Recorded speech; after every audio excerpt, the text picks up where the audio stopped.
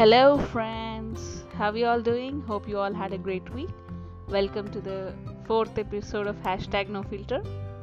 Today, again, I came up with an interesting topic with someone really special in my life. The topic is the issue with progressing in our life. I have one of the most special people in my life, Mrs. Anyonya Grace. As we chat this out, please stay tuned.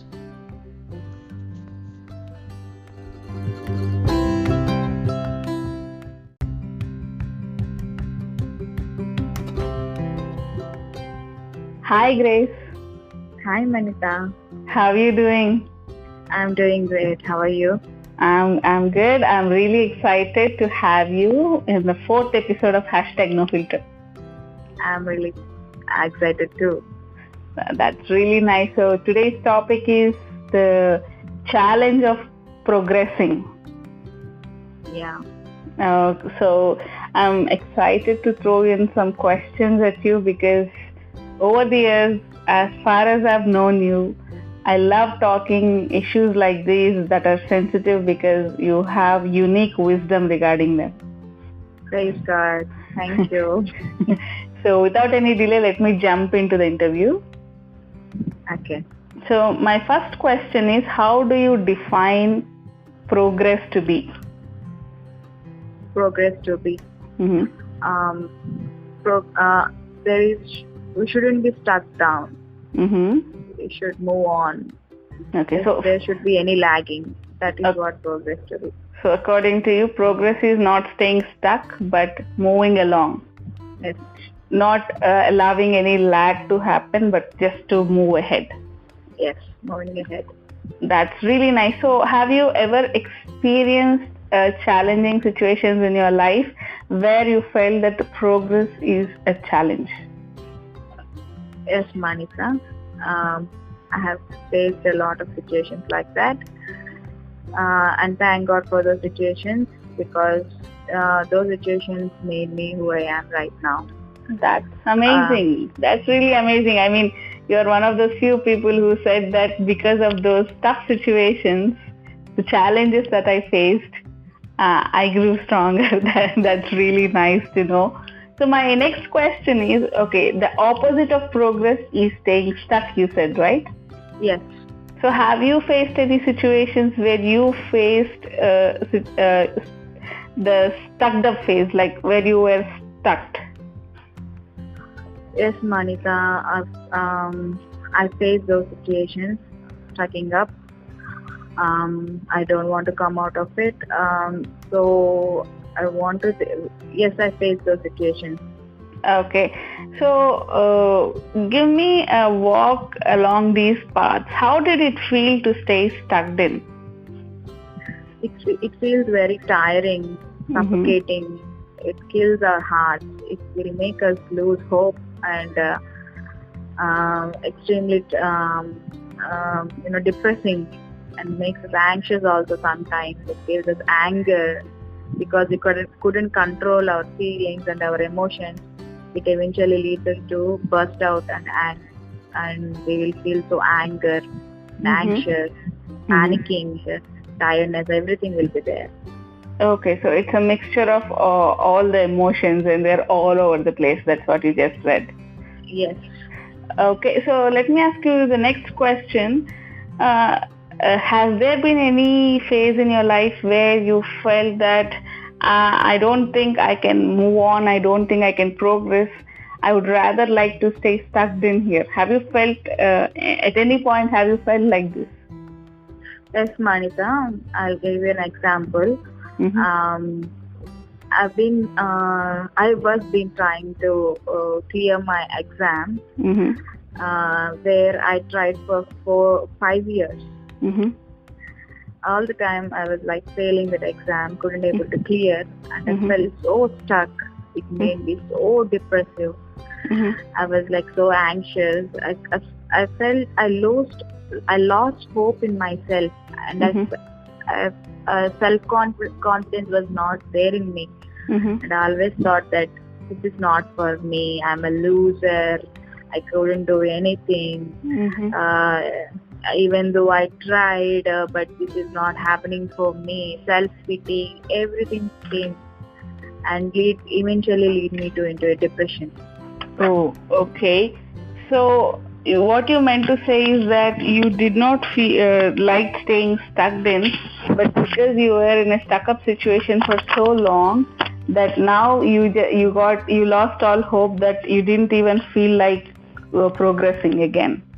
Yes. So let me ask you the next question. So how did it change you when you were stuck up? What were the constant things that used to run in your head, and what were the constant emotions that used to rush in your mind? Constant emotions, like I said before. Everything was like zero. There is no point of starting again. Should I change everything? Can I do this? Can I do that?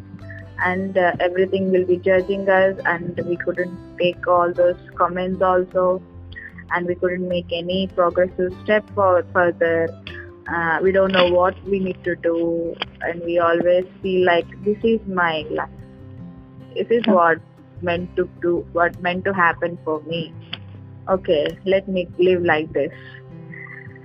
Oh, okay. So that was entirely a hopeless situation. I mean, you were drowning in hopelessness. Yes. Okay, now let me ask you a significant question. So in that phase where you didn't even had a desire to progress, what motivated you to move ahead?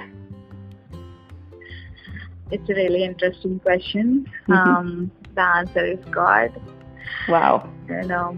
Yeah. Even though we don't want to come out of it, even though we don't find answers, He's always there with us. Even though we don't recognize Him, we don't feel that His presence is there with us. We don't feel that there is no answer even in God also, because at that point of time we believe that God also left us. He doesn't want me to progress. This is the punishment He is giving for me for the things what I have done in the past. When this was like karma, like this is what should have to, what the things should happen to me. So, but God is so good. He loves us so much. He doesn't want us to live like that. Wow. Always rushes back and tells us, it makes us feel that, my dear child, I am there with you. You will find an answer in me. What you just said is amazing. So you said that we are never out of His sight. Yes, we are never out of His sight. Wow, that's amazing. What you just said is amazing. But have you ever thought back? Have you ever looked back and thought and question yourself that this situation is so tough? But how do I reconcile the fact that God was in it? Have you ever questioned yourself like that? If God was with me, then why did I face that situation? Have you ever asked yourself this question? Yes. Okay. These questions always happen. If God was with me, why did I end up losing everything? That means He is not there with me. So that's why this happened. So have these questions been answered? Have you found, how did you reconcile the fact that God was still there, especially when your heart seemed to be breaking and when you felt like there is no hope? How did you reconcile the fact that yes, God was there even in those situations where I did not feel like He was with you? How did you realize that God was with you even when the times were tough? Okay. There is always a small voice telling us that I am there with you. When we are like fed up and depressed and don't know what to do, out of that tiredness, we will listen a small voice always talking to us and telling us that I'm there with you. I'm going to take care of everything. So this is me, God, who is speaking to you. So the small kind of voice will always trying to reach us and always teaching us that I am there with you. That's amazing. That's really nice what you just said. So after you understood that yes, I can still progress. So how was the process of progressing out of that phase of hopelessness and helplessness? Was it easy? Was it difficult? Or how was the experience of the progress? Progress will always start with small steps. With the help of God, He never leaves us. He will teach us and guide us with a small step ahead to overcome the big struggle. For example, if we take the depression, or if we take, for example, my exam. In those 5 years, there are so many times I was depressed and fall down, but there are so many times that God served me, He nurtured me, He gave me hope again and again that I am the answer, I will be there, I will give you the provision and wisdom to clear the exam. So, believing those words will not happen in one day. It is a continuous process.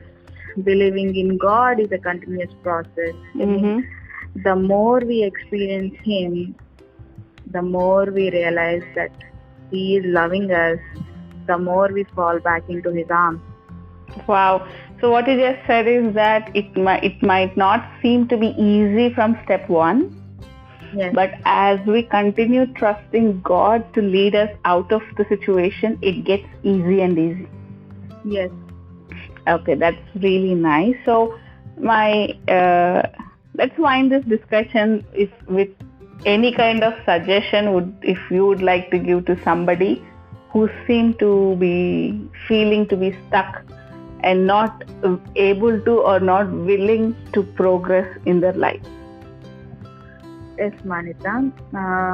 There are 3 things I want to say. Number 1 is always trust in God, because He is the answer.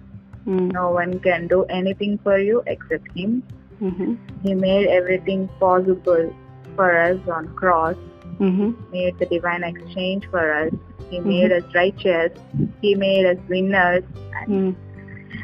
So He made us to claim the good, give the good, what God has given. He made that possible for us to claim, to receive His blessings. So first is always trust in Him. Second is to have a conversation with the children of God who believe in Christ, because they are the one who help you to, when you are like in a low moments, when you talk to them, when you pour out, when you say what you're feeling, what you're going through them, God will speak to you and give you the encouragement and edification. So always not only studying in yourself and keeping them all to yourself is not a good idea, but rather you should have a conversation with your friends who are children of God in Christ. That is second. And third thing is prayer. Prayer is very important, because He said that ask me and I will give to you everything. So He is the one who said that. If He said, then it is true. So asking Him, continuously asking Him what you want, what you desire for, what your petitions, everything. In the name of Christ, when you ask, then you will definitely receive those things, and you will have a great and greater experience and having a joyful life. Wow. All things will be answered in Christ Himself. No one can replace Him. Thank you. Thank you so much. I mean, what you just said just encouraged me so much. The 3 points especially you said is to trust in God, even though when it seems to be difficult. Then the second point of getting into the companionship with the people who trust in God as well. because they understand the struggle and they can lead us better. So staying lonely is never the solution, but staying in the companionship of the people who truly understand the situation is vitally important. Obviously, the greatest of all this is the point 3, asking God. That is just a prayer, because ask and it shall definitely be given. That's what Jesus said. So that's really nice, Grace. I really enjoyed this chat. It was not just soothing, but it is edifying. Thank you so much for speaking out the wisdom that you have regarding this topic. Praise God. I'm looking forward to talk to you again on another significant topic. Okay, Mahit, I'm looking to have a chat again with you. Thank you so much. Thank you. Bye. God bless you. Bye. Yeah.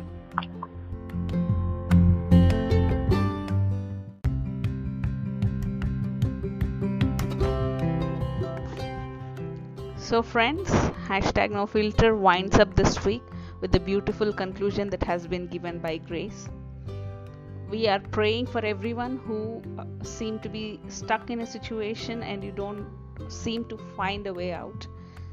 Please be encouraged that there is always a hope, and that hope has a name. His name is Jesus. You can always go to him. Hope you guys enjoyed this little chat of ours. Hope it has been edifying to you guys as well. I'll come with another interesting and important topic next week. Until then, you guys have a blessed week. God bless you all. Shalom.